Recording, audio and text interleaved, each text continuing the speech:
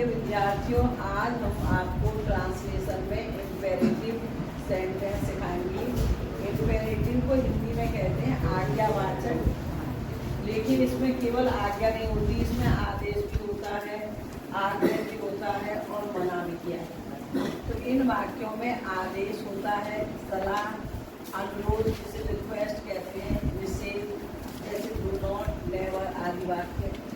इन वाक्यों में कर्ता नहीं होता है, लेकिन कर्ता क्या माना जाता है इसमें, क्योंकि जब हम इम्पेरेटिव वाक्य का प्रयोग करते हैं तो हम किसके कहते हैं, सामने वाले व्यक्ति से कहते हैं। जैसे हम कुछ भी कहेंगे, जैसे कम हियर तो किससे कहेंगे, तुमसे कहेंगे। सिट डाउन किससे कहेंगे, सामने वाले से कहेंगे। इसलिए इसका जो सब्जेक्ट है वो यू होता है, लेकिन स्पष्ट नहीं होता। तो देखो इसमें सबसे पहले फर्स्ट फॉर्म का प्रयोग करते हैं, ऑब्जेक्ट, कम्प्लीमेंट और टाइम। अब अलग अलग तरह से हमने वाक्यों को दिया है, जैसे ऑर्डर है तो ऑर्डर माने आदेश। अब हमें वाक्य को पढ़ करके पहचान में आता है। जैसे यहाँ आओ, क्या लग रहा है तुम्हें, आदेश है या सलाह है, आदेश। जो हमें मतलब बलपूर्वक दबाव के साथ कहा जाता है तो वो हमारा होता है ऑर्डर। कम एडवाइस वो होती है जो हम किसी से जबरदस्ती नहीं करवा सकते। तो बड़ों का सम्मान करो, हम केवल कह सकते हैं, तो आप पकड़ के जबरदस्ती किसी बूढ़े व्यक्ति के पैर में छिपा सकते हैं या किसके पैर छूओ, इसकी बात मानो। तो ये क्या होती है, एडवाइस, रेस्पेक्ट द एडवाइस। अब रिक्वेस्ट, रिक्वेस्ट में क्या होता है, कृपया शब्द दिया होता है, जरा या कृपया। जरा शब्द उर्दू का है, जरा यहाँ आना, जरा बैठ जाओ, लेकिन हिंदी में उसका ये क्या है, कृपया। तो कृपया शब्द दिया है तो क्या होता है, रिक्वेस्ट। कृपया बैठ जाओ या बैठ जाओ, तो प्लीज सिट डाउन है। प्रोहिबिटेशन माने होता है मना करना किसी से, जैसे शोर मत मचाओ, तो मत का मतलब क्या होता है, नहीं। तो इसमें स्वीकार करते हैं do not make a noise. आप देखो लेट वाले वाक्य तुम प्रयोग करते हो, लेकिन तुम्हें मालूम नहीं होते लेट वाले वाक्यों को क्या कहते हैं। जैसे इम्पेरेटिव कहते हैं शब्द, लेकिन ये इम्पेरेटिव नहीं होते हैं। हम लेट वाले वाक्य को भी किसमें मान लेते हैं, इम्पेरेटिव में। लेट वाले वाक्य होते हैं ऑल्टेटिव। ऑल्टेटिव माने होता है प्रस्ताव सूचक, और सजेस्टिव माने सुझावात्मक वाक्य। इनको ऑल्टेटिव या सजेस्टिव सेंटेंस कहते हैं। इन वाक्य में क्या होता है बच्चों, प्रस्ताव या सुझाव होता है। हिंदी में इन वाक्यों में एक क्रिया के अंत में ने दो दिया होता है, जैसे खाने दो, उन्हें पढ़ने दो, हमें लिखने दो, उसे जाने दो। तो दो ने और दो शब्द होगा, या फिर आओ चले। अब देखो एग्जाम्पल, उसे अब अपना गृह कार्य कंपनी में करना।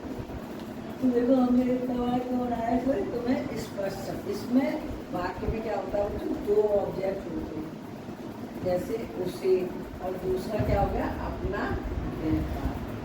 तो पहले वाला ऑब्जेक्ट आता है और बाद में, तो सबसे पहले लेट आएगा, है ना। लेट के बाद क्या होता है, फर्स्ट ऑब्जेक्ट। तो फर्स्ट ऑब्जेक्ट क्या है, उसे। फिर वर्ब की फर्स्ट फॉर्म, जैसे करने दो। फिर सेकंड ऑब्जेक्ट क्या है, अपना गृह कार्य। और कम्प्लीमेंट इसमें क्या है, अब कमरे में। और टाइम क्या है, तो जितनी भी वो हो गए हैं इसमें, वो हमने सब इसमें जोड़ करके वाक्य बनाया है। उसे अब अपना गृह कार्य कमरे में, तो ले। अब देखो उसे के लिए अब भी लग सकता है, यहाँ पहले भी लग सकता है, क्योंकि हमें ये नहीं मालूम कोई लड़का है या लड़की। तो ऐसे वाक्यों में जनरली हम हिम का प्रयोग कर देते हैं।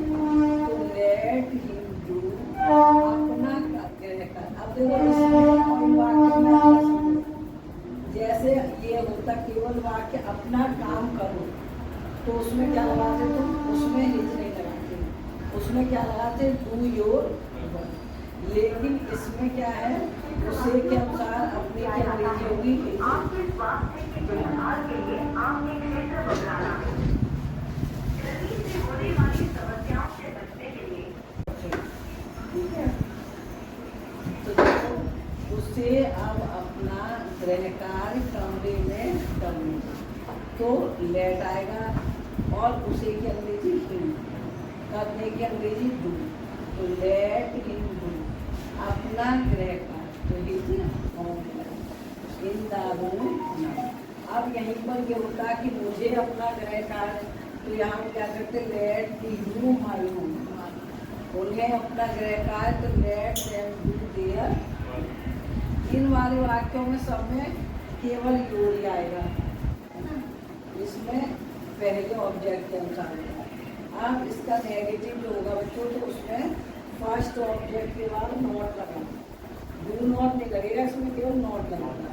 तो देखो लेट के बाद first object not, first object second complement, जैसे उन्हें घर मत जाने दें, तो let them not go to.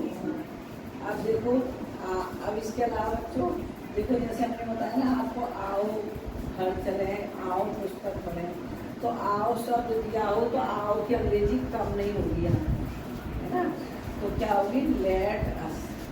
आओ की अंग्रेजी क्या होगी पाठों में, लेट अस घर चले, गो टू आओ, तो लेट अस रीड द।